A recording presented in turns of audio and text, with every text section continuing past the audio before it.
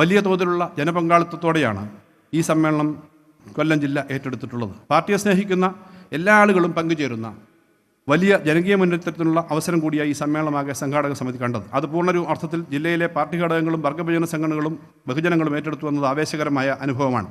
സമ്മേളന വിജയത്തിനായി വിപുലമായ പ്രചരണങ്ങളാണ് സ്വാഗത സംഘം സംഘടിപ്പിച്ചത്. സമൂഹത്തിൻ്റെ എല്ലാ മേഖലയിലുള്ളവരെയും സഹകരിപ്പിച്ചുകൊണ്ടുള്ള പ്രചരണ പ്രവർത്തനങ്ങളാണ് നടന്നു വരുന്നത്. കഴിഞ്ഞ ഫെബ്രുവരി 17 കമ്മ്യൂണിസ്റ്റ് നേതാവ് എൻ ശ്രീധരൻ്റെ ഓർമ്മദിനം പതാക ദിനമായി ആചരിച്ചുകൊണ്ട് 1,00,000-ലേറെ പാർട്ടി അംഗങ്ങളുടെ വീടുകളിൽ ചെമ്പതാക ഉയർന്നു.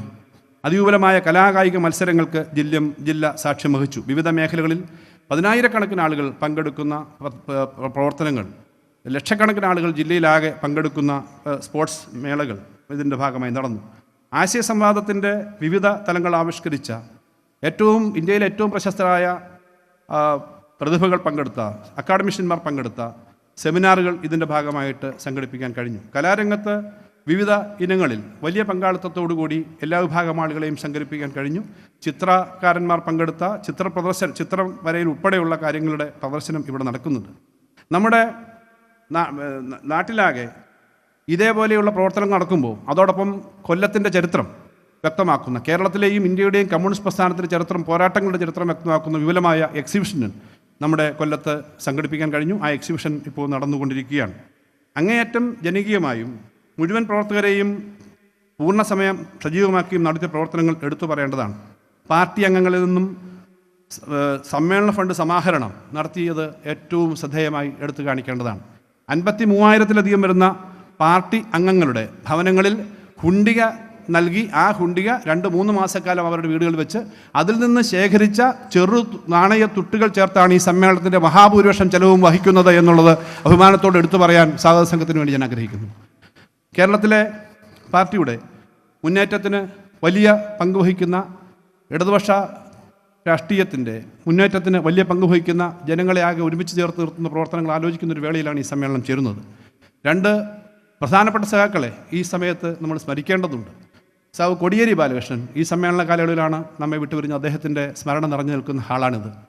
സന്ദർഭവശാൽ പറയട്ടെ, കോടിയേരി ബാലകൃഷ്ണൻ SFIയുടെ സംസ്ഥാന സെക്രട്ടറി ആയത് കൊല്ലത്ത് വെച്ചായിരുന്നു എന്നുള്ളത് ഈ സമയത്ത് ഒരു സന്ദർഭവശാൽ ഞാൻ ഓർമ്മിപ്പിക്കുകയാണ്. സഖാവിൻ്റെ 3ാം സംസ്ഥാന സമ്മേളനത്തിൽ സഖാവിൻ്റെ വേർപാട് നമുക്കുണ്ടാക്കിയ വലിയ നഷ്ടമുണ്ട്. സഖാവ്, അതുപോലെ സീതാറാം യെച്ചൂരി, ഇന്ത്യയിലെ ഇടതുപക്ഷ രാഷ്ട്രീയത്തിന് CPIM-ന് തിളക്കമുള്ള നേതൃത്വമായി ഇന്ന് സീതാറാം യെച്ചൂരി ഈ ഘട്ടത്തിലാണ് നമ്മളെ വിട്ടുപിരിഞ്ഞത്. ആ സഖാക്കളുടെ വേർപാട് ഉണ്ടാവുന്ന ഘട്ടത്തിലും ആ സഖാവ് സീതാറാം യെച്ചൂരി ആദ്യമായി കേരളത്തിൽ ഒരു പൊതുപരിപാടിക്ക് വരുന്നത് പുനലൂരിൽ വെച്ച് ചേർന്ന SFI സംസ്ഥാന സമ്മേളനത്തിലായിരുന്നു എന്ന് അന്നത്തെ നേതാക്കന്മാർ പറഞ്ഞത് ഓർമ്മയുണ്ട്. AK ബാലൻ ഉൾപ്പെടെയുള്ളവർ ഭാരവാഹിയാകുമ്പോഴാണ്.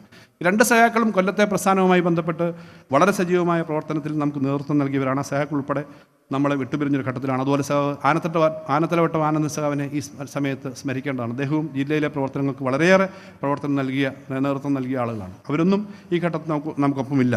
കേരളത്തിലെ പാർട്ടിയുടെ മുന്നേറ്റത്തിന് കൂടുതൽ ഇവരുടെ എല്ലാം ഓർമ്മ നിലനിർത്തിക്കൊണ്ടും അനുഭവങ്ങൾ വിലയിരുത്തിക്കൊണ്ടും കൂടുതൽ മുന്നോട്ട് പോകാനുള്ള പ്രവർത്തനങ്ങളും ചർച്ചകളും തീരുമാനങ്ങളും ഈ സമ്മേളനത്തിൽ ഉണ്ടാകും എന്നുള്ളത് ഉറപ്പാണ്.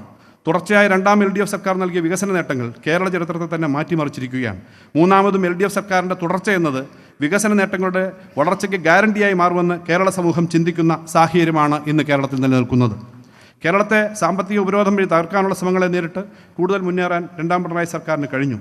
ഈ സർക്കാരിന് കൂടുതൽ കരുത്തേകാനും കേരളത്തിൽ പാർട്ടിയുടെ സ്വാധീനം കൂടുതൽ വർദ്ധിപ്പിക്കാനും കൂടുതൽ നേട്ടങ്ങൾ ജീവിതത്തിൻ്റെ എല്ലാ മേഖലകളിലും ജനങ്ങൾക്ക് നേട്ടങ്ങൾ ഉണ്ടാക്കാനും ഉള്ള പ്രവർത്തനങ്ങൾ ഈ സമ്മേളനം ആലോചിക്കും എന്ന് ഞങ്ങൾ പ്രതീക്ഷിക്കുന്നു.